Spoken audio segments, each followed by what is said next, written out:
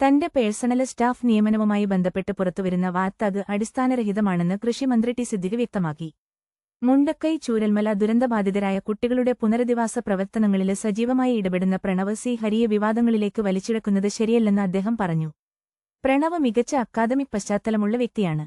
അമിതി യൂണിവേഴ്സിറ്റിയിൽ നിന്ന് നിയമബിരുദത്തില് 3ാം റാങ്കോടെയാണ് അദ്ദേഹം വിജയിച്ചത്. കൂടാതെ നിയമത്തിലും സാമ്പത്തിക ശാസ്ത്രത്തിലും ബിരുദവും ഇന്ത്യൻ ലോ ഇൻസ്റ്റിറ്റ്യൂട്ടിൽ നിന്ന് PG ഡിപ്ലോമയും അദ്ദേഹം നേടിയിട്ടുണ്ട്.